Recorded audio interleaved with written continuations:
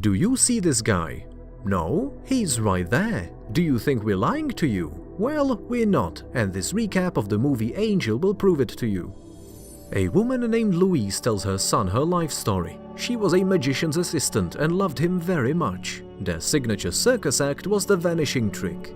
We see the performer take a flower in his teeth, embrace his beloved, and kiss her passionately. They waltz gracefully right through the door together, but on the other side, the woman remains alone. She rushes to the door, opening it again and again.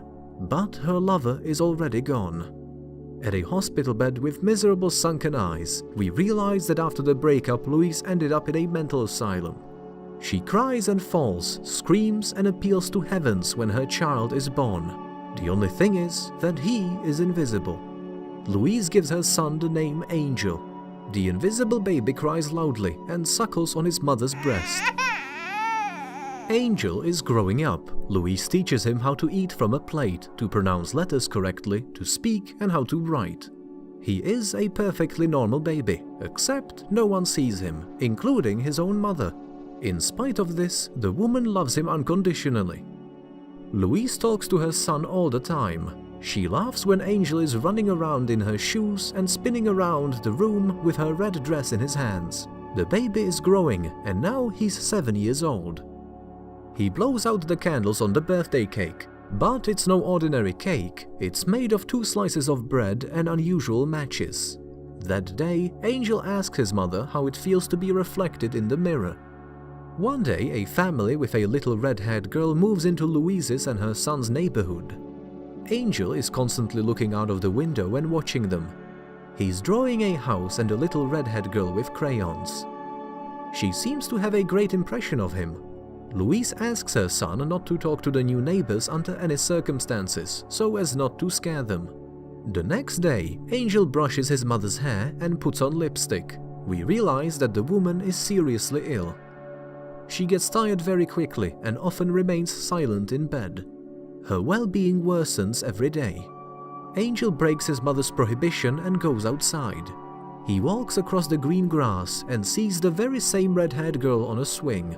The boy walks closer to her. We hear the girl saying sun, shadow, cold, hot. It turns out that she is blind. The girl can't see, but she can hear very well. She says hello to Angel. First, he remains silent, but then talks to the girl. They get acquainted. The red-haired girl's name is Madeline, and she asks Angel to be her friend. The boy and the girl meet again in the park. Madeline touches his face. The girl says he has a beautiful voice, a pleasant smell, and soft skin. The children even play hide and seek. Angel is delighted that Madeline can literally find him by his scent. The years have passed. Angel and Madeline have become teenagers, and their communication turned into romance. The boy tells the girl that she has red hair. Her cheeks are covered with a delicate blush and that she is very beautiful. When he looks at her, he feels warmth in his chest. Angel tells his sick mother a tale of a princess in the cold forest. It is so cold in the forest that frozen birds fall onto the ground like apples. But one day, a fairy princess appears in the forest. It's Madeline. The teenagers in love spend all the time together. Madeline tells Angel that she is going to have a surgery to restore her eyesight, and she will be finally able to see him. Angel cries because he doesn't want to part with his girlfriend. The girl has to leave for 2 months, but the guy isn't sure if Madeline will love him when she regains her sight. Angel swings his beloved on the swing, then picks her up and spins her around. Before leaving, the girl confesses her love to the boy. He promises to wait for her his entire life, and Madeline departs. Angel stays to take care of his sick mother. He spends time swinging an empty swing every day. Madeline sends Angel a letter. It is delivered to Louise. The girl is not yet able to write by herself, so the letter is written by her nursemaid. Angel reads the letter. He finds out that Madeline's treatment appears to be problematic, and she requires more surgery and that will take more time. Mother tells Angel that he will have to move to the lakeside cabin where she used to live as a child when she's gone. After a while, Louise passes away. The boy comes to that very cabin. He constantly thinks of Madeline and sees her in his fantasies. Unable to stand the pain, he goes back, breaks a window, and sneaks into the house where Madeline used to live. There is nothing inside except a bottle of perfume, covered furniture, and a piano. his beloved Madeline used to play that piano. Days, weeks, months, and even years have passed. Madeline has grown into a beautiful girl with fiery red hair. She returns to the house where she met Angel. The girl struggles to find her lover. She learns of the death of Louise, Angel's mother. Madeline goes to Louise's grave and leaves a letter for her beloved there, begging him to leave at least some sort of a message. However, Angel is hiding from her. At night, the boy sneaks into her house and admires Madeline naked. The next day, the girl takes a bath. She feels like someone is looking at her. Angel writes a letter and leaves it on his mother's grave. He explains that he has been waiting for so long that he is worried that she might not like him. The boy asks Madeline not to open her eyes during the meeting. She agrees. Angel comes to the girl. He takes her hand and leads her into the house. They lie down next to each other on the bed. Madeline says that Angel's scent has changed. It is also pleasant, but still different. Madeline lies in the bed blindfolded. Angel lies down beside her and caresses his beloved. Then the young people make love. Angel asks Madeline how she felt after her eyesight was restored. The girl admits that she has been imagining herself completely differently and didn't recognize herself in the mirror. She looked in the mirror as if there was a stranger and felt cold at the time. Angel gives the girl a delicate yellow flower. Then they spend another passionate night together. The next day, the boy leads Madeline with her eyes closed along the forest road and brings her to the lakeside hut where he has been living for many years. There, he sits the girl down on a small pier by the water and lets her open her eyes. It's so beautiful.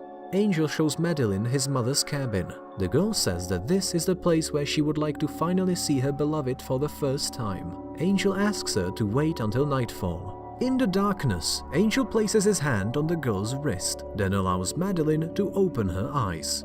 She is standing next to a silhouette covered with a blanket. The girl pulls down the blanket and finds nothing there. She reaches out and touches Angel. Madeline falls onto the floor and begins to cry bitterly. She couldn't even imagine that. The boy covers his beloved with a blanket and cries beside her. The girl says that she can see Angel when she closes her eyes, so Madeline agrees to live her life with her eyes closed. In the morning, Madeline realizes that Angel has walked away. She finds a note left for her. It says that he is hurt whenever his beloved is looking through him. He wishes the girl to forget about him soon and live a happy life. Madeline searches for Angel everywhere. She arrives at a hut in the forest and peeks inside, but no one is there. The girl calls for Angel because she feels his presence nearby. Madeline hears Angel jumping into a water from a small pier. She rushes after him and dives into the lake. The girl finds him thanks to the air bubbles, pulls him to shore and gives him artificial respiration. Angel regains his senses. Madeline confides that she feels his warm, gentle gaze on her. The boy wonders how are they going to live together. Madeline replies that she will get used to his invisibility. Some time has passed. Madeline is pregnant. Angel walks around the house wearing bell bracelets on his ankles. Madeline has high hopes that their baby will neither be blind nor invisible. She puts makeup on Angel's face and says that she will try to sense him the same way she did before. Madeline is having a baby. They take a family picture. The baby seems to be hanging in the air next to her.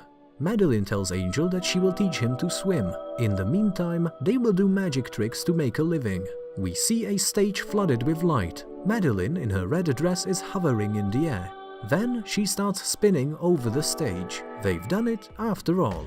That's the end of the story. You've been watching the MovieCat channel. And remember that likes and subscriptions to the channel improve your karma.